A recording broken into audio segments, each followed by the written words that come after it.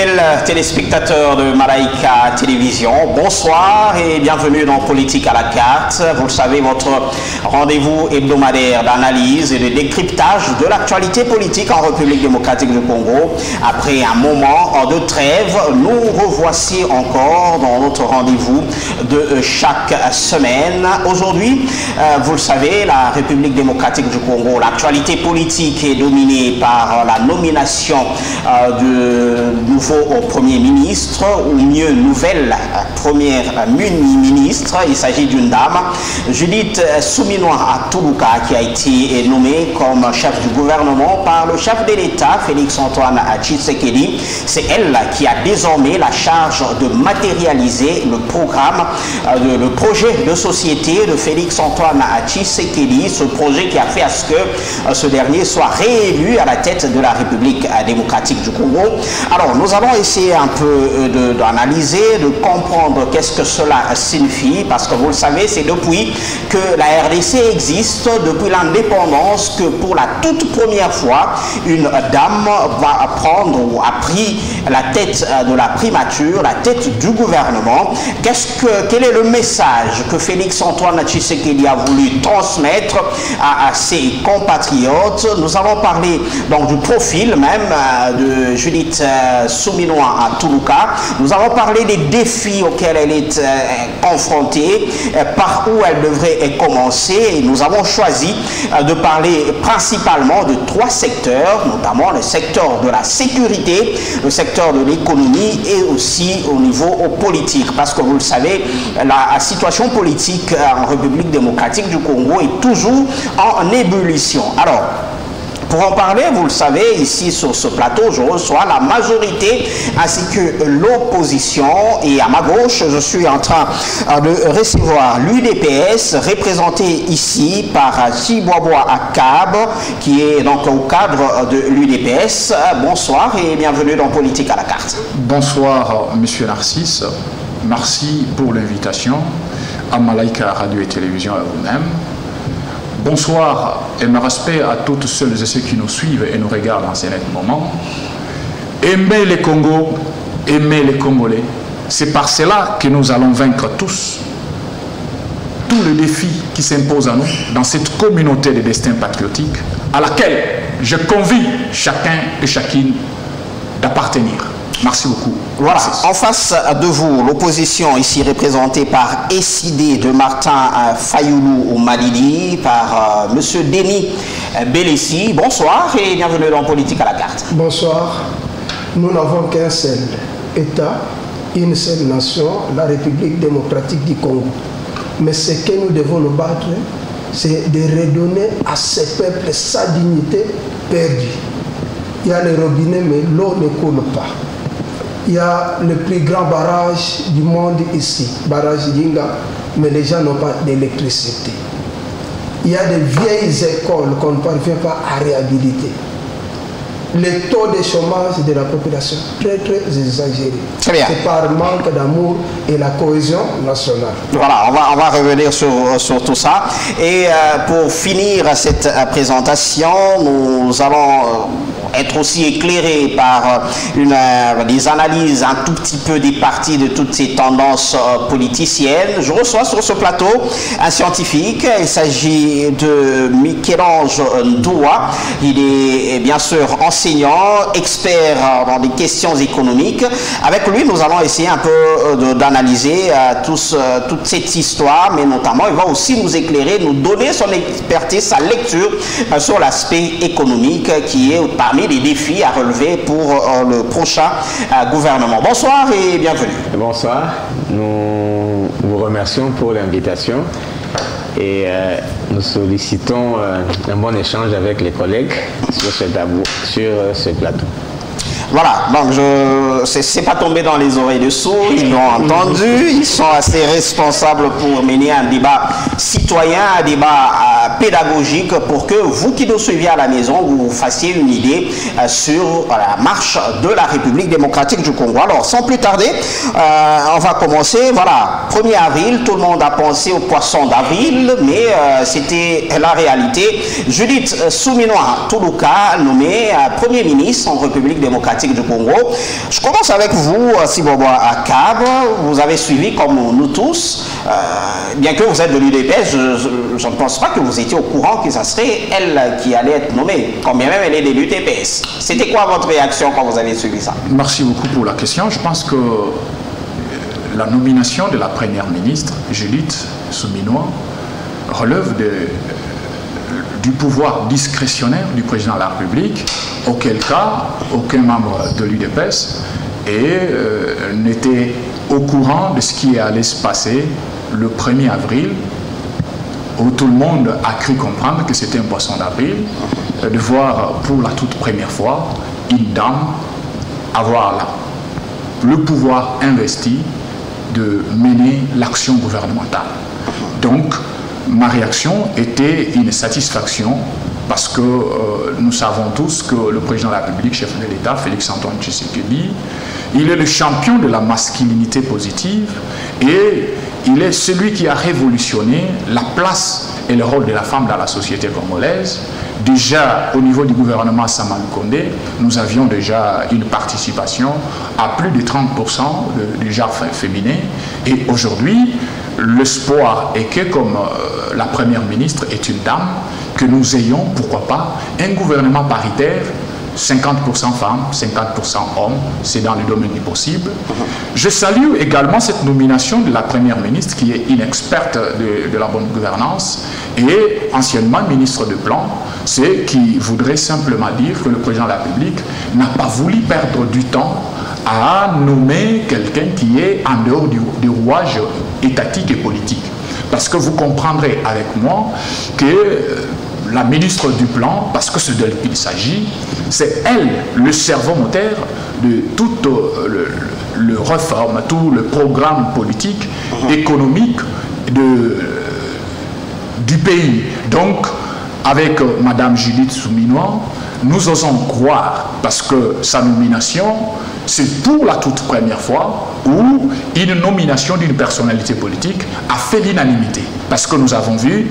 Vous êtes sûr que ça fait l'unanimité? Bien sûr, tout à tout, nous avons vu Germain Kambinga du PPRD, le secrétaire général du PPRD, nous avons vu Dr Denis Mukwege, nous avons vu nos amis d'Ensemble pour la République, ainsi que...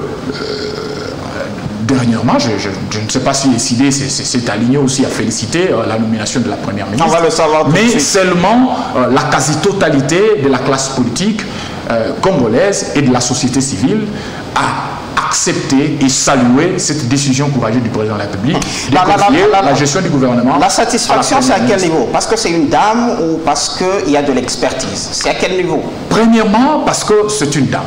Ça, il faut le dire clairement. Deuxièmement, parce que c'est une personnalité experte dans le domaine de la gouvernance, notamment, elle a fait pas mal une carrière élogieuse dans les organisations internationales et dans les organismes du système des Nations Unies.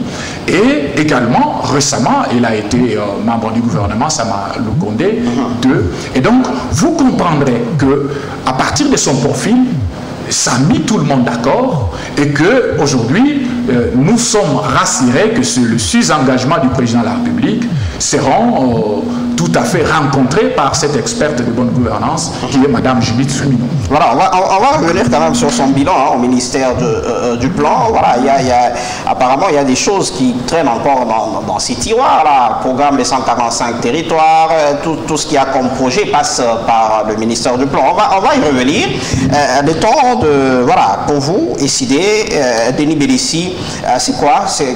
Quelle a été votre réaction quand vous avez appris que c'était elle qui allait diriger le gouvernement? Bon, la bienveillance et le respect humain nous recommandent, en cas de nomination d'une personne, de la féliciter et présenter vos civilités. On pouvait le faire. Ça, c'est sur le plan protocolaire et tout. Protocolaire, ainsi de suite. Ok, dans le fond maintenant. Oui. Maintenant, le problème qui se pose, nommer première ministre, une dame, c'est pas un problème qu'on peut crier partout, puisqu'il y a des femmes qui ont occupé aussi de grandes responsabilités. Savez-vous, du temps de musée, il y avait une femme, Oumatou Philomène, qui était la présidente de l'Assemblée constituante. Et du temps de Joseph Kabila, il y a Janine Mabunda aussi. Et l'Assemblée provinciale, l'Assemblée nationale, c'est la deuxième institution dont les femmes ont déjà dirigé. Il n'y a rien à faire trop déployer, oh non, c'est la femme, ainsi de suite. Mais à retenir. Donc un non-événement pour vous. Oui, c'est une femme qu'on a nommée, c'est une personne humaine qui a le profil et perspective et logique. Oui, elle a déjà été ministre, elle a travaillé dans d'autres institutions. Et maintenant, on attend de voir si elle sera rationnelle, efficiente ou efficace dans la charge qu'on a confiée. Mais ce qui est difficile, puisque en RDC, il y a 3 gouvernements que les gens oublient. Premièrement, il y a un gouvernement qu'on appelle la maison civile du chef de l'État. C'est un gouvernement parallèle aussi. Famille, neveux, cousins, des gens de son village. Deuxième gouvernement, il y a un gouvernement parallèle des partis politiques qui font aussi la loi, qui vont commencer, vous savez, bon, le droit a des approches sociologiques. Pour le moment, le pouvoir est dirigé par les Kassai. Dans la culture kassaïenne, vous savez la place de la femme, je ne sais pas comment cette femme va commencer à bien travailler devant ces diasporas qui sont venus du Canada et grand nombre de Kassai aussi qui sont dans la ceinture du chef de l'État, sont des pentecôtistes, avec la tendance que la femme ne peut pas les diriger. Ça sera aussi un problème. Donc il y a cet aspect sociologique, culturel. Oui. Ça sera aussi un problème sérieux sur ces points-là. Et en plus, il y a les gouvernements. Et qui on peut nommer Premier ministre en RDC? On cherche quelqu'un qui sera un figurant en réalité. Voyez même Sama Lukonde. Sama Lukonde ne s'est pas manifesté puisqu'il était figurant. On l'a créé comme un clone qui va créer un gouvernement de greffage. Et le gouvernement sera difficile puisque dans le monde entier, il n'y a jamais un pays avec un multipartisme intégral comme la RDC. Beaucoup de partis politiques, plus de 900 partis politiques et plus de 900, 700 sûrement appartiennent à l'Union sacrée. Et maintenant, il faut que chaque parti demande aussi son quota de recommandations. On aura combien de ministres? On va revenir sur la taille de ça pose aussi problème. Puisque chaque parti maintenant, après la nomination, la formation du gouvernement, il aura des inquiétudes. On ne sait pas ce qui va nous arriver pour les inquiétudes là. Mais la femme est là.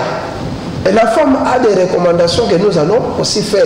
Non seulement en tant que la femme, mais en tant que Madame la Première ministre. Voilà. Nous avons des suggestions et des critiques anciennes qu'on a. On va revenir sur les suggestions. Le temps de donner la parole à vous, Michel-Ange Ondoa. Vous avez suivi, comme nous tous, cette nomination.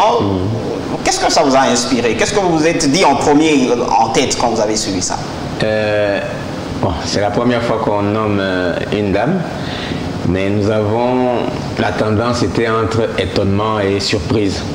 Ok. Parce que c'est une dame qu'on a nommée, qui a beaucoup évolué dans les bureaux, qu'on n'a jamais vue sur terrain. Et cette fois-ci, on va lui donner cette lourde charge, parce que auparavant, on ne l'a pas beaucoup vue. Donc, je ne sais pas si elle connaît Kasumbalesa, si elle connaît Kalemi, si elle connaît Goma, si elle connaît Lufu, si elle connaît certains détails, même Mbojima et autres. Oui. Donc, on ne l'a pas beaucoup vu sur terrain. Donc, c'est ça la petite difficulté. Elle risque de commencer à découvrir la RDC. Pendant qu'elle est au pouvoir. Or, elle n'en aura pas le temps de beaucoup bouger. C'est ça la difficulté. Donc, il y aura Donc, elle a été plus dans les bureaux que sur terrain. Alors, la liaison entre les deux posera des petits problèmes. Des petits problèmes. Voilà. On revient quand même sur le profil de Madame Judith Toulouka, qui a été déjà son parcours au niveau des institutions, au niveau du gouvernement. Elle a commencé comme conseillère à l'époque de Augustin Matata Pogno dans le cabinet de Moukoko Samba, où elle a œuvré comme conseillère, je crois. Après cela, elle a été nommée vice dans le gouvernement Sama, première version, elle a été vice-ministre du plan, donc l'adjoint Christian Mwando qui est maintenant dans l'opposition avec Ensemble. Et juste après le départ de Christian Mwando, elle a pris donc le commande de ce ministère du plan. Voilà. Certaines langues pensent que, bon voilà, il y a des problèmes qui se posent parce que tout ce qu'on déplore comme voilà, problème dans l'exécution des programmes tels que 145 territoires, tels que 100 jours et autres, ce sont des programmes qui passent, qui sont planifiés par le ministère de Plan. Et s'il y a des problèmes qui se posent à ce niveau-là, elle est quelque part responsable. Mais je pense qu'aujourd'hui, le plus grand problème qui se pose, c'est le problème de communication et de démagogie dans les chefs de certains acteurs politiques. Parce que certains font la sourde oreille de ne pas comprendre et cerner la réalité. Parce que nous parlons du programme 145 territoires, nous devons souligner que ce programme est réparti en 3 volets.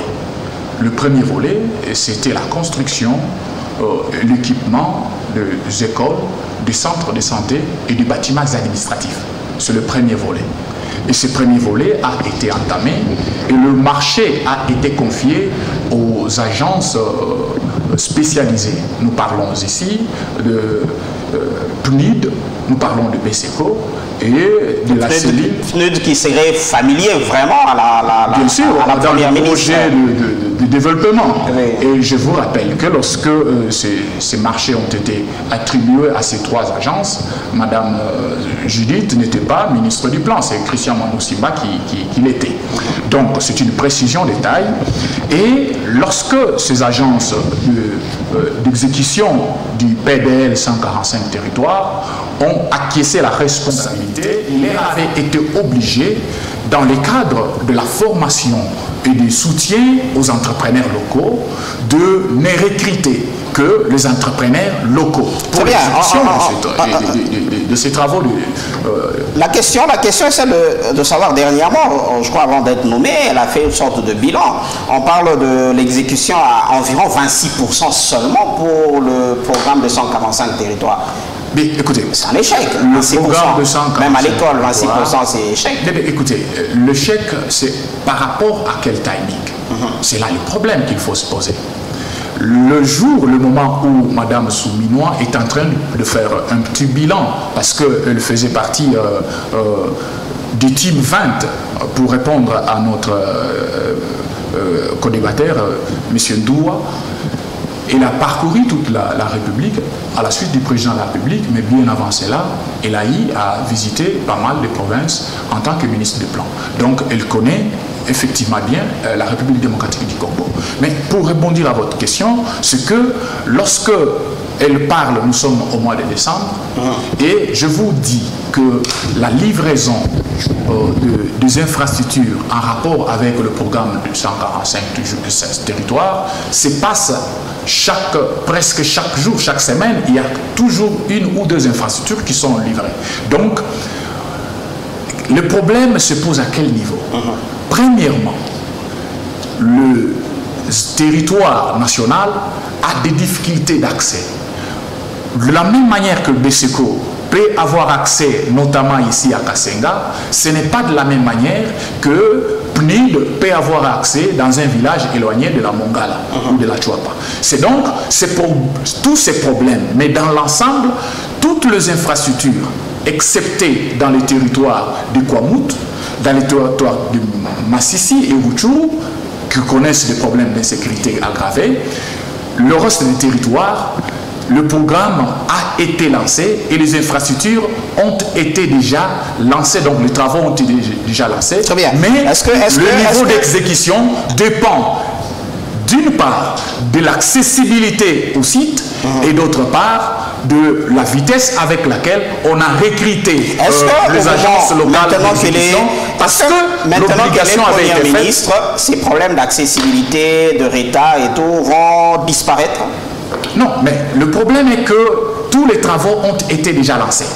Et pendant que je vous parle, nous sommes en phase de finissage de l'essentiel des travaux qui étaient lancés dans le cadre des 145 territoires. Très bien. Mais ce retard, comme je le disais, est dû au fait que dans certains coins de la République, parce que l'obligation avait été faite de travailler avec les entrepreneurs locaux. Il a fallu recruter certains entrepreneurs qui ne savaient pas comment s'y prendre, le former. Tout cela, ça constituait un temps. Pourquoi? Parce qu'on voulait donner l'emploi aux Congolais et faire émerger une classe moyenne. Très bien.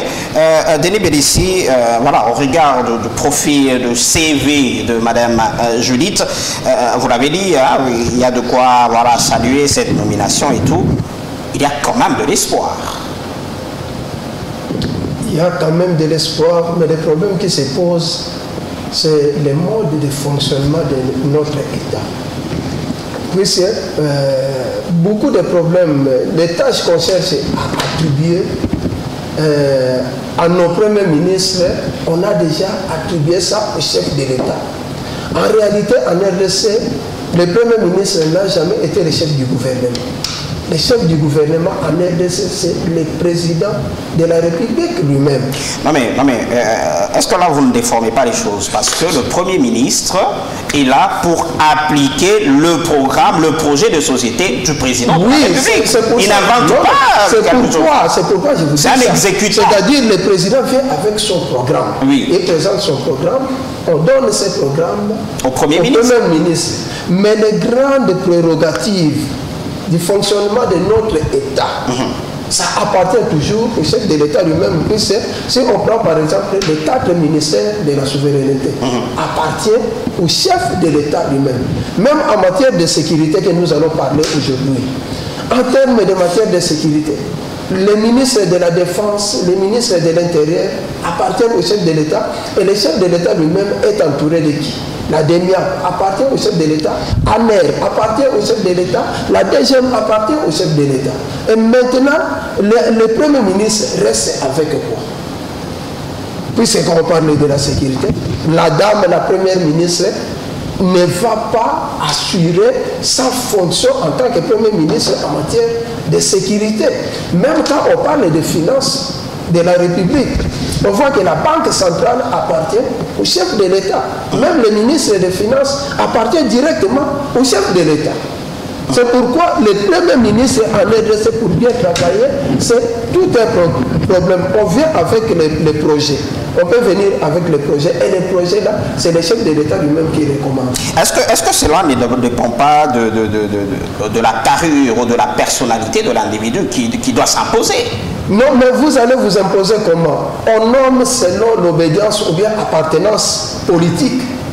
On ne peut pas, du temps de Mobutu, on pouvait avoir des premiers ministres de valeur, puisqu'on n'avait qu'un seul parti État. On considérait que c'est un Congolais qui vient travailler. Mais actuellement, c'est les partis politiques. Vous regardez dans votre appartenance politique, vous pouvez prendre n'importe qui peut travailler là-bas. Mais n'importe qui comprend là, quand il va former aussi le gouvernement, son gouvernement ne sera pas, il n'aura pas un bon gouvernement, puisque ce sont les partis politiques qui recommandent. On dit, nous avons besoin d'un ministre d'infrastructure, par exemple. Et maintenant, dans ce parti politique-là, le président du parti lui-même, bien qu'il n'a pas ses profils, il occupe ce poste-là. Très bien. Et ça ne va pas marcher. Très bien. C'est peut-être le mot avec nos partis politiques, parce qu'on le voit sous d'autres cieux, les partis politiques fonctionnent comme des gouvernements en miniature. Exactement. Il y a chaque profil par rapport au gouvernement. Exactement. Quand on demande, je peux vous donner un cas du temps de Kabila. Les Palous, on dit le ministre des Mines, le ministère des Mines appartient au Palou. Et maintenant, il fallait chercher quelqu'un. Et du temps de Kabila, on dit qu'il fallait que ça soit un Katangais. Et on part prendre Kabouelou qui n'était pas totalement du Palou, puisqu'il était Katangais et sa femme était Katangaise, qui était totalement du Palou. On le recommande, il devient ministre dans ces quotas-là. Donc ici, il y a l'histoire des recommandations, c'est pourquoi le Premier ministre ne saura pas travailler totalement, même quand on parle dans le conseil du gouvernement. Dans le conseil du gouvernement, le Premier ministre... C'est bien compris. Le Premier ministre vient avec... On revient présente l'ordre du jour, mais le président qui préside ça. Très bien. Avec vous, Michel-Ange, je crois qu'on va déjà aborder les défis notamment sur le plan. On va revenir à l'économie après, là c'est votre domaine de prédilection. On commence avec la sécurité. Par où devrait-elle commencer? Je voulais rebondir avant sur la question de Belessi. Allez-y, allez-y. Bon, je ne dirais pas qu'il faut qu'il y ait espoir, mais espérance.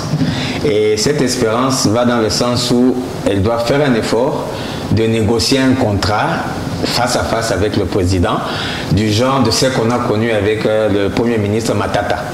Qu'on la libère, qu'on la laisse un peu faire ce qu'elle peut faire et que les autres se mettent un peu à l'écart. Donc qu'elle arrive à pouvoir faire ça.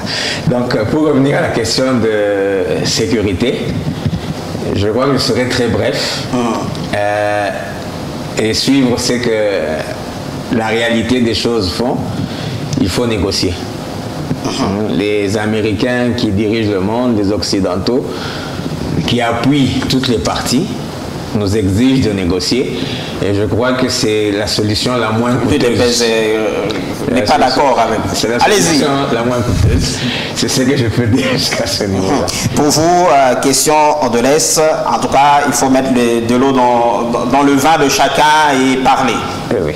Voilà. Shimon Wakab. Merci beaucoup, Acho. Mais avant, je voudrais rectifier quelque chose. Tout à fait.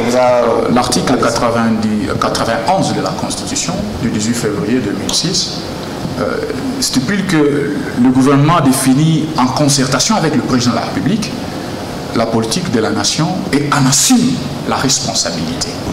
Et, alinéa 2, le gouvernement conduit la politique de la nation. Donc Belessi devrait comprendre ceci et les situer dans son contexte. Mais ça, c'est pas de la théorie, mais la pratique, est-ce que c'est celle-là? Bien sûr, voilà pourquoi je renchéris sur ce que M.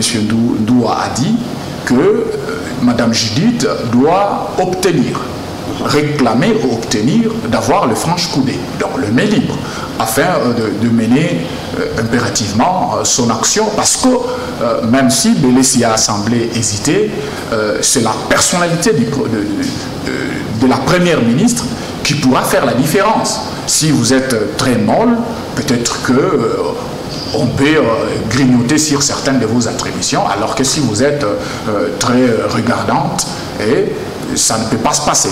Mais pour revenir à la question de la sécurité, parce que c'est une question essentielle, le troisième engagement du président de la République, parce qu'il en a en Suisse, le troisième engagement, c'est la sécurité pour tous.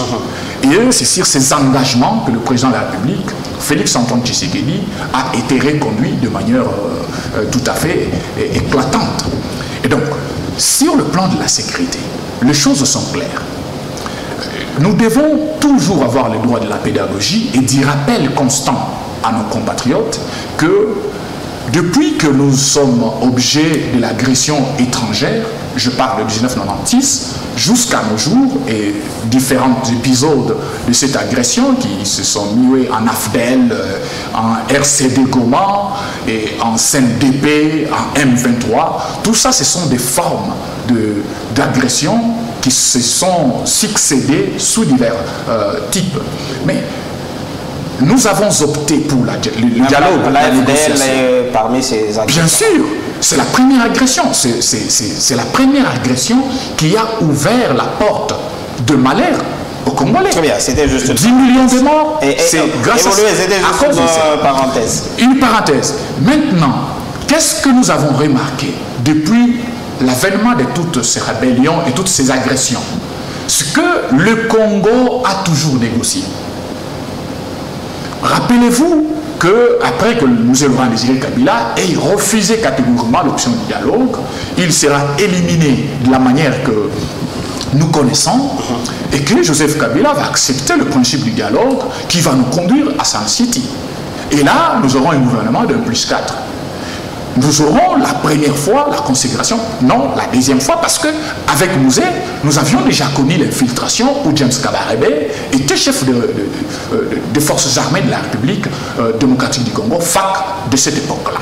Et donc, avec Sun City, nous avons eu mixage, c'est-à-dire les éléments du RCD, qui essentiellement sont d'obédience rwandaise, étaient intégrés au sein de nos forces armées, au sein de nos forces de police, ainsi que dans nos services de renseignement, et dans l'administration et dans le rouage politique. Très bien, pour aller rapidement. Lorsque nous sommes allés progressivement dans tous les dialogues et dans toutes les agressions, le Congo avait toujours négocié. Et ces négociations se sont avérées comme un élément déstabilisateur, un élément infiltrant qui fragilise le tissu de résistance, c'est-à-dire des sécuritaires de la RDC. Et à chaque fois que nous négocions, nous réceptionnons une vague d'éléments étrangers dans nos services de renseignement et de sécurité, auquel cas notre armée est poreuse et ne peut pas être à mesure de parer à toute éventualité. Est-ce que le problème c'est la négociation ou le problème c'est bien négocier? Il n'y a pas le principe d'y négocier bien lorsque vous êtes en position de faiblesse. La négociation, c'est en principe en relation internationale, on nous dit toujours que lorsque deux parties se rendant mutuellement compte que par la voie de la violence, ils ne peuvent pas atteindre les objectifs qu'ils se sont assignés, alors ces deux parties se mettent autour de la table pour trouver un compromis. Les compromis, c'est quoi? C'est le renoncement à une partie des objectifs fixés afin de faire gagnant-gagnant pour établir une solution perte, gagnant-gagnant. Donc, comprenez que à chaque fois que le Congo a négocié, nous avions toujours négocié en position de faiblesse et on nous a toujours imposé. Voilà pourquoi, cette fois-ci, depuis l'avènement du président Tshisekedi, ayant compris, diagnostiquer la question de l'insécurité et de la fragilisation de notre système de défense, nous avons décidé, avec le président Tshisekedi, de ne plus jamais négocier avec le groupe SIPO, c'est-à-dire les marionnettes qui sont utilisées par les États agresseurs pour venir nous agresser et nous déstabiliser. Si négociation il y a, on doit négocier avec ceux-là qui envoient ces marionnettes, parce que je toujours considéré, notamment M23, comme l'ombre. Parce que si vous vous attelez à l'ombre, il suffit que celui qui détient cette ombre retire sa main, vous pensez avoir gagné. La position est bien comprise. Et aujourd'hui, il n'y a pas de négociation, il n'y a pas d'intégration, il n'y a pas de mixage. Nous sommes debout et cette guerre, nous allons la mener et la gagner. Avant de passer la parole aux autres, quelles sont les erreurs? Parce que lors de l'investiture du chef de l'État, il a parlé de corriger les erreurs du passé sur le plan sécuritaire. C'est vrai, on ne va pas dévoiler les secrets d'État parce que nous ne les connaissons pas d'ailleurs. Bien sûr. Quelles sont les erreurs du passé qu'il faut corriger pour ce nouveau quinquennat de Félix Tshisekedi? Les erreurs du passé, parce que le passé inclut tout le passé, pas seulement le passé en termes du premier mandat du président de la République. Si nous partons du fait que les erreurs incluent, le passé inclut tous les passés, c'est-à-dire depuis l'avènement de l'AFDEL. Essentiellement, il a parlé de ces erreurs du premier mandat. De ces erreurs du premier mandat. Oui. La première erreur, la plus grave, que nous avons toujours dénoncée, que le président Tshisekedi a commise, c'était de ne pas faire poursuivre ceux qui ont trahi la nation, notamment dans le domaine de la sécurité, ne pas faire poursuivre ceux qui ont détourné ou ayant été soupçonnés de détournement, et les erreurs du passé étaient d'avoir fermé les yeux sur certains dysfonctionnements, notamment dans nos provinces. Très bien. Denis Belessi, sur le plan sécuritaire, on commence par. Oui, je pense un peu à Kabila. Une fois on avait posé cette question, il a dit nous avons commis les erreurs, on ne va plus revenir. C'est-à-dire, les erreurs c'était quoi? Le brassage, mixage. Il avait reconnu ça. Mais quand le président Félix est venu, cette fois-ci je commence à raisonner beaucoup sur cette question de l'Est. Je ne vois plus comme dans le passé. Maintenant, je vois autrement. Je pense que la plus grosse erreur que Félix avait commise d'abord, c'est de ne pas écouter les M23 quand ils étaient à Kinshasa. Il devait quand même les écouter. Négociation, selon lui, il a dit non, ils étaient à la charge des ministres de l'Intérieur. Or, c'était une question sensible. Quand il a battu sa première campagne, et d'ailleurs tous les candidats présidents de la République commencent leur campagne à l'Est, puis c'est là où il y a les problèmes majeurs, les défis majeurs à relever. Mais il a refusé de recevoir les gens là. Deuxième point, il arrive en Europe devant la diaspora qui maîtrise quand même la situation et le niveau de la compréhension de la diaspora. Il fait une déclaration publique que Banyamurenge et Bazali Bandekolavis. Et les Congolais ont réagi, c'était devenu un autre problème qu'on ne pouvait plus arranger. Or, si c'était par exemple dans un dîner, en cause, ils présentent le problème et les gens réagissent, ça devait être autrement, mais c'était dans un discours public. C'est là où le problème a commencé encore. Et troisième problème, quand il avait ouvert le couloir aux militaires ougandais d'entrer dans les territoires congolais, et ils sont entrés avec des pelles. On a filmé même des pelles pour creuser encore les minéraux sur les territoires congolais sous prétexte de venir chasser les ADF qui étaient dans les territoires congolais. Jusqu'à aujourd'hui, ces gens-là ne sont pas encore rentrés. Et quatrième point, vous prenez la distance du Rwanda jusqu'à Bunagana. Bunagana, c'est juste en face de l'Ouganda. Comment ces gens-là pouvaient traverser et arriver là-bas, entrer dans les territoires congolais sans pourtant être inquiétés, s'installer librement. C'est-à-dire, il y avait des compromis. Ça, c'est le diagnostic que vous êtes en train de poser. Oui. Maintenant, qu'est-ce qu'il faut faire pour remédier à cette situation? Je crois la meilleure des choses, puis c'est le président de la République a d'abord trois rôles majeurs, c'est l'intégrité du territoire, la cohésion nationale et remettre la dignité de son peuple par la paix, à manger, le travail, ainsi de suite.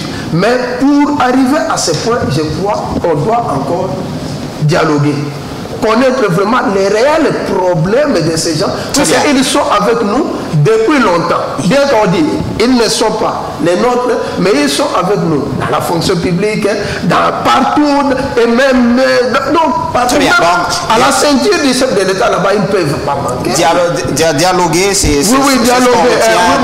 Mais le dialogue aussi entre les chefs de l'État, ça ne tient pas. Pourquoi? Dans mes réflexions, j'ai pris d'abord les trois présidents. Quand il faut dialoguer là-bas, vous prenez Kagame. Kagame fit un rebelle et qui a les caractéristiques militaires. Vous prenez Museveni. Museveni fit les rebelles à caractéristiques militaires aussi. Vous prenez le président de l'Angola, c'est un militaire. Le seul civil qui part dialoguer avec ces militaires, c'est Félix Tshisekedi. Alors, il ne va pas entrer dans l'armée, il va pas. Non, mais pour réussir, les militaires ont leur système. Qu'est-ce qu'il doit faire alors? Je crois qu'il doit être entouré aussi des gens qui ont des caractéristiques militaires et négocier ces dossiers. Très bien. Oui. Voilà. Il a Jean-Pierre Bemba comme... Non, Jean-Pierre Bemba n'a pas de caractéristiques militaires. Bon, voilà. C'est votre point de vue. C'est un ancien belligérant. C'est votre point de vue. Un ancien belligérant. Voilà.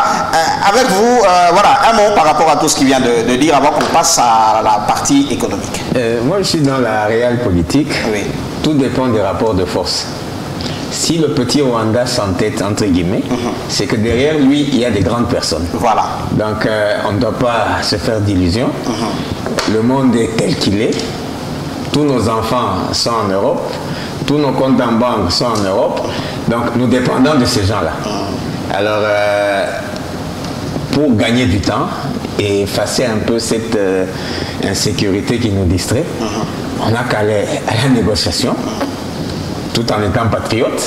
Et comme ça, on dépasse cette étape pour passer maintenant au développement du pays. Au développement du pays. Voilà. Justement, vous me passez la transition. On va parler développement avec les économies. Aujourd'hui, le taux de franc congolais face au dollar américain pose toujours problème. Aujourd'hui, le panier de la ménagère, c'est à chaque fois que les prix des denrées de première nécessité ne font que prendre de l'ascenseur sur le marché. Aujourd'hui, dans l'espace sud de la République, sud-est de la République démocratique du Congo, nous avons un problème de famine qui guette notamment le Haut-Katanga avec des problèmes de pluie, il n'y a pas de sécheresse.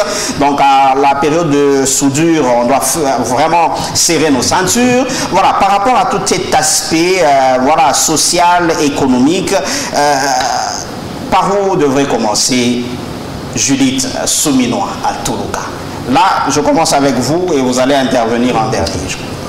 Merci beaucoup, mais permettez que je dise un seul mot. Oui, rapidement. C'est ce que M. Bélessi disait. Lorsque vous entendez M. Bélessi et M.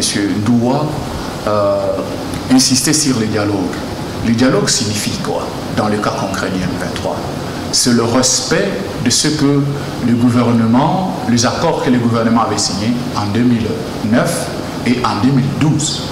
Ces accords sont une trahison. Et même M. Bélessi a dit ici que Kabila avait regretté de les avoir signés en 2013. Donc, accepter le principe du dialogue, c'est accepter de mettre en application ce qui a été une trahison contre notre République et donc accepter que nous jetons les bases de la fragilisation de notre pays qui va faire en sorte que d'autres aventuriers et d'autres séries d'agressions reviennent dans le futur. Et deuxième chose, le Banyamulenge sont des Congolais. Vous savez que la première agression de l'AFDEL a été menottée ou mijotée autour de ce discours anti-Banyamulenge. Lorsqu'on a dit on est en train de chasser les Banyamulenge parce qu'ils ne sont pas congolais, alors le Rwanda, l'Ouganda, le Burundi se sont ligués pour dire les Banyamulenge qui sont chassés reviennent dans leur pays pour protéger ceux qui sont chassés. Donc c'est un discours sectaire. Nous avons suffisamment de problèmes. Nous ne pouvons pas en créer ceux qui ne le sont pas. Les Banyamulenge sont des Congolais. Mais pour revenir à la question économique, ici, vous comprendrez peut-être avec moi que le programme du président Tshisekedi pour son deuxième mandat est essentiellement basé sur le peuple d'abord, l'économie et le bien-être. Parce que le premier engagement... C'est pas vraiment un slogan. C'est un principe de gouvernance qui a connu, qui était en souffrance. Il faut l'accepter. Au premier mandat, il était en souffrance, le peuple d'abord. Mais même si toutes les bases qui ont été jetées, notamment lorsque vous regardez cette possibilité de combler les inégalités entre la zone de la ruralité rurale et les milieux urbains, par le truchement du programme 145 territoires, c'est un effort qui va dans ce sens. Mais je parlais en termes de programme du président de la République avec ces 6 engagements, c'est-à-dire plus d'emplois. C'est le premier engagement du président de la République. Parce que du moment où on crée de l'emploi, on contribue substantiellement à la situation sociale de l'ensemble du peuple. Mais pour créer des emplois, il faut créer des entreprises. Bien sûr, c'est pour cette raison, au point 4, il y a une économie diversifiée et plus compétitive. Aujourd'hui, si nous avons de plus amples problèmes, c'est parce que notre économie est basée essentiellement sur l'exportation de nos ressources minérales. Vous comprenez? Donc, nous ne constituons pas à nous-mêmes un marché économique, nous ne produisons pas suffisamment et nous importons presque tout. C'est pour cette raison, avec la diversification de l'économie, qui est un objectif majeur de la gouvernance du gouvernement, Madame Judith Souminois, nous osons croire qu'en diversifiant l'économie, il y aura plus de pouvoir d'achat, il y aura plus d'emplois. Qu'est-ce que vous entendez concrètement en termes de diversifier l'économie? Voilà. Soyons plus pratiques, soyons vraiment pour être très terre à terre pour qu'on nous comprenne par ceux qui nous suivent. Pour être beaucoup plus pragmatique et pédagogique, la diversification de l'économie, ça veut dire ceci. Aujourd'hui, nous avons un secteur agricole quasi inexistant en RDC. Vous savez cela. Mais le président de la République, chef de l'État et son gouvernement décident cette fois-ci non seulement d'accompagner les privés dans le secteur agricole, mais également l'État va intervenir dans les cadres notamment de proroger, de dupliquer plutôt le service national, comme ce qui se passe à Kanyama-Kassese, à travers toutes les 26 provinces. Donc, du côté de l'agriculture, on va y mettre un point très clair et l'agriculture marche également avec certaines sociétés de transformation agricole. Donc, vous avez là une chaîne de valeur. Est-ce que le climat des affaires est assaini pour qu'il y ait création d'entreprises? Bien sûr que le climat des affaires est assaini. Pour votre information, le gouvernement Samalou Kondé a créé 4 zones économiques spéciales, notamment la zone pilote du Maluku qui, à ce jour, produit beaucoup de choses, notamment des tôles, des câbles, des carreaux et d'autres matériaux de construction. On va revenir à vous, le temps de donner la parole aux autres. On va revenir à vous, ne vous en faites pas. Denis Bellissi, on commence par vous sur les secteurs économiques. Oui, très souvent, les gens oublient les priorités. Puisqu'on ne peut pas toucher tout du coup. Il faut voir d'abord les priorités pour notre pays. C'est quoi les priorités? La RDC a besoin de routes, mais pour avoir des routes, la première chose, il faut maximiser les recettes, avoir l'argent. Serrer la DGI, et la DGI quand même fait des recettes actuellement. DGDA, toutes les régies financières, on aura l'argent sur ces points-là, puisque dans les calculs, on dit la RDC perd au moins 16 milliards de dollars comme ça dans les fraudes. Il faut éviter la corruption, il faut éviter les détournements. Et on maximise les recettes, on fait des routes. Quand on va faire des routes, là, même le projet de 145 territoires, on avait débloqué 1 milliard de dollars. Mais pour arriver par exemple à Dengue, ce n'est pas facile, il n'y a pas de route. La première chose qu'on devait faire, c'est de tracer des routes. Il y a des routes qui existaient depuis longtemps, on remet toujours ces routes-là dans une bonne voie. Oui, c'est la RDC a des zones navigables, vous savez, 116 000 km de zones navigables que les bateaux peuvent passer. Mais nous n'avons pas de bateaux, les gens meurent dans des naufrages. Mais il y a quand même les usines de construction de bateaux à Kalemi, à Bukavu et à Kinshasa. Non, on ne construit pas des bateaux. Nous avons aussi la voie ferrée, 5000 km léguée par les Belges, qu'on doit quand même réhabiliter et chasser ces vieilles locomotives de 1800, on nous amène des TGV. Ça peut quand même nous aider comme on a fait là-bas au Sénégal. Et maintenant à Kinshasa, il y a un grand projet qu'on est en train de faire. On réhabilite l'aéroport international d'Njili d'une valeur de 1,7 milliard de dollars. Mais on n'a même pas un avion. À quoi est bon de commencer par la réhabilitation de l'aéroport au lieu d'acheter d'abord des avions qui vont permettre aux gens de se déplacer. Donc les gens sont en train d'attendre l'aéroport d'Njili. Vous attendez comme si les avions ne s'atterrissaient pas auparavant. Donc on néglige les priorités. Quand on fait des routes, et les routes, très souvent au Congo, quand on fait des routes, c'est comme on avait fait cette route ici, de contournement de Lubumbashi. J'avais donné une proposition à l'époque, j'ai dit, c'est bien, vous faites une route qui va nous aider. Mais qu'est-ce qu'on va mettre là-bas?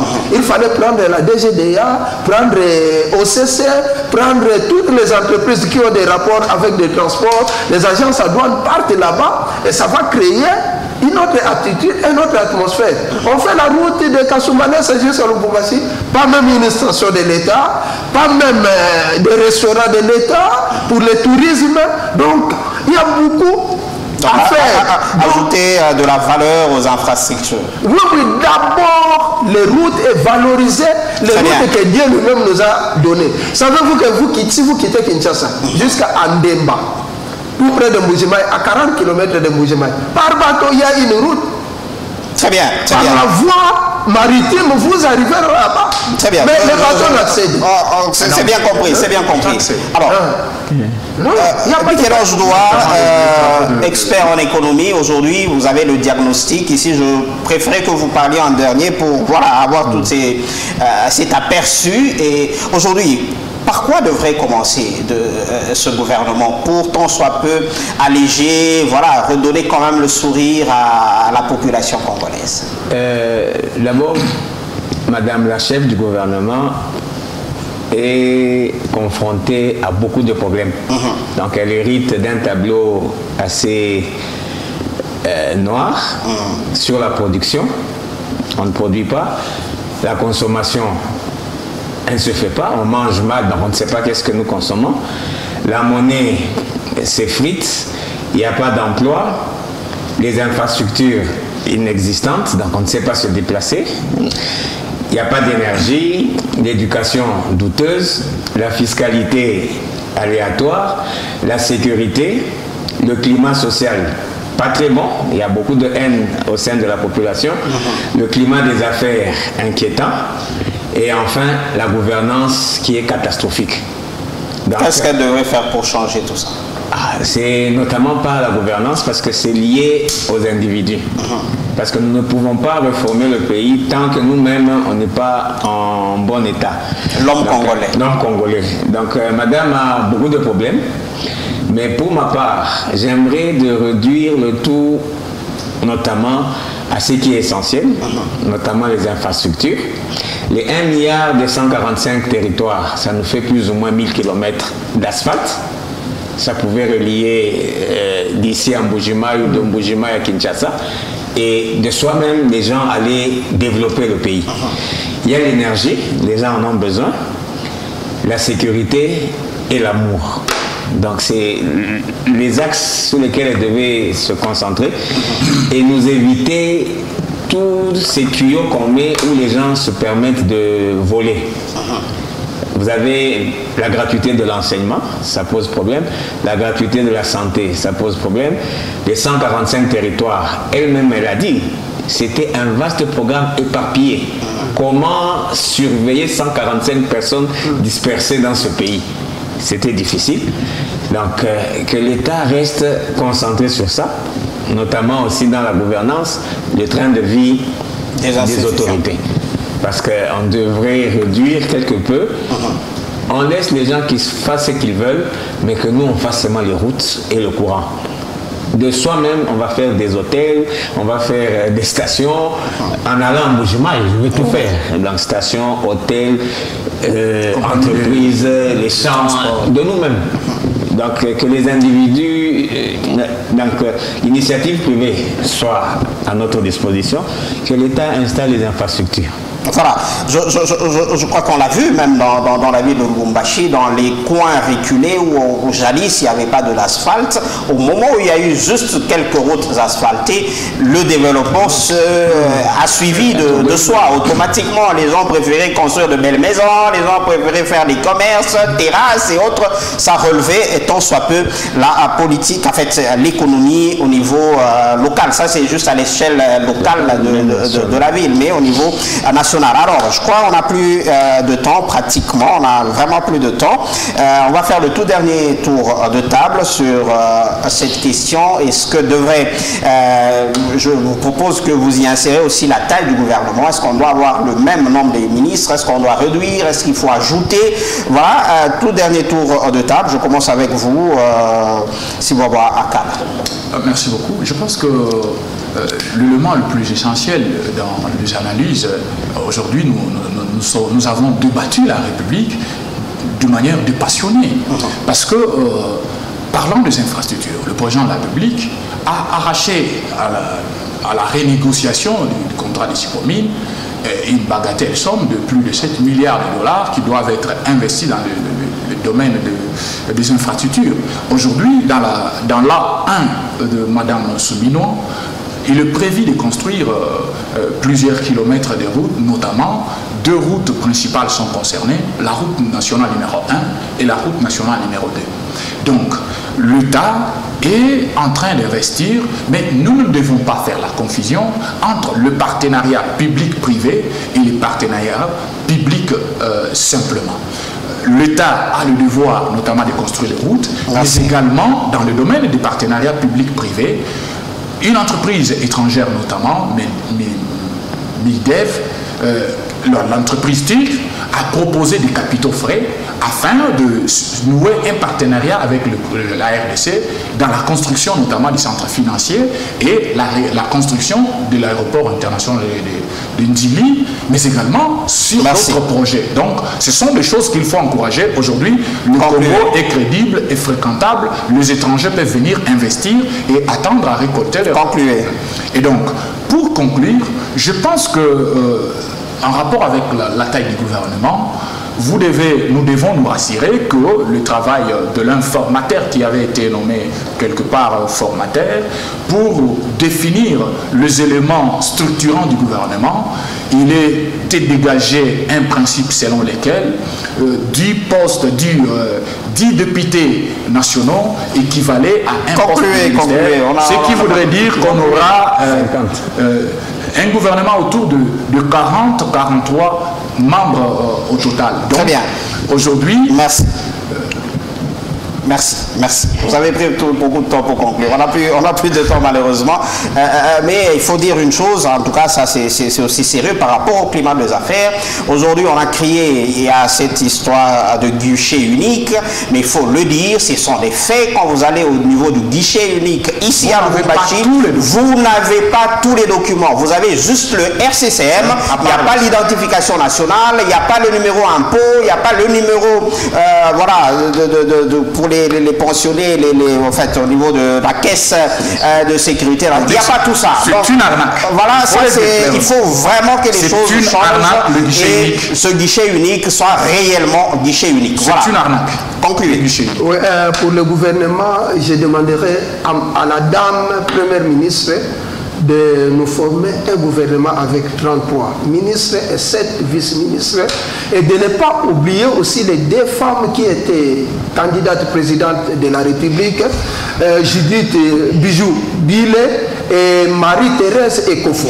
Quand il s'agit des ministères des Affaires... Vous êtes devenu lobbyiste ou... Lobbyiste? Non, j'avais suivi leur programme. Très bien. Ce sont des Congolais qui ont le pouvoir aussi de travailler sur leur sol. Et en plus, il y a 4 ministères qui posent problème en RDC. Ce sont les ministères de la souveraineté. Si on pouvait prendre l'ambassadeur de la RDC qui se trouve aux États-Unis, on lui donne le ministère des Affaires étrangères et le côté construction de notre pays. On a compris. Il y a aussi l'ambassadeur de la RDC qui se trouve au Japon. Dans le lobbying des individus. Voilà. Non, pas dans ce cas-là. On fait aussi de manière générale. On fait aussi des propositions. Ce n'est pas impératif. Très bien. Ce n'est pas impératif. Ce sont des propositions des personnes qui ont des qualités qui peuvent aussi aider notre pays. Tout à fait. Merci. On va conclure avec vous, Michel-Ange Ndoa. Moi, pour ma part, je vais insister sur le management de Madame la Première ministre, qu'elle puisse avoir ce courage, cette séduction, cette féminité d'amener le président à la laisser un peu libre et que l'action du gouvernement ne tient qu'au contrat chinois. On a eu les 5 chantiers, ça n'a pas marché. Mais maintenant, il faut tout faire que ce contrat chinois marche, parce que l'Occident risque de casser comme il avait fait par le passé.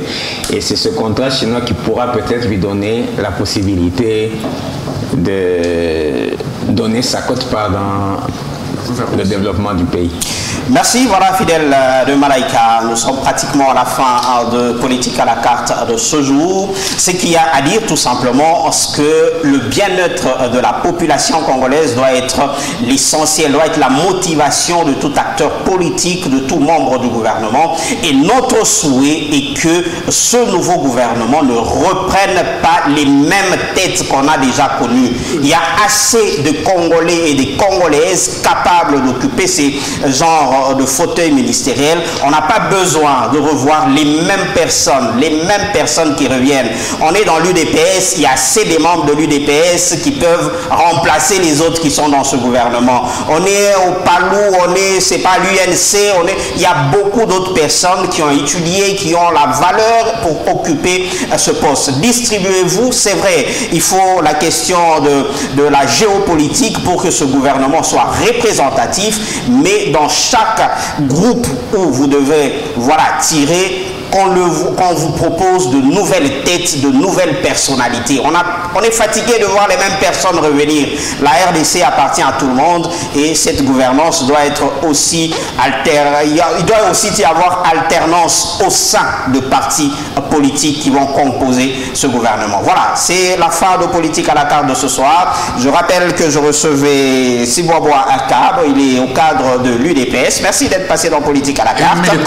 Aimer les Congolais, je vous aime beaucoup. En face de vous, Denis Belessi, de SID de Martin Fayoulou-Madidi. Merci d'être passé. Merci beaucoup. Il nous faut la cohésion nationale. Très bien. Et on a eu quand même cette analyse des partis de toutes ces sensibilités politiques. Avec vous, Michel-Ange Ondoua, vous êtes économiste, enseignant d'université. Merci d'être passé dans Politique à la carte. Tout le plaisir était pour nous. Voilà, madame, monsieur, le rendez-vous est fixé pour la semaine prochaine avec d'autres questions, d'autres analyses dans Politique à la carte. Au revoir. Merci.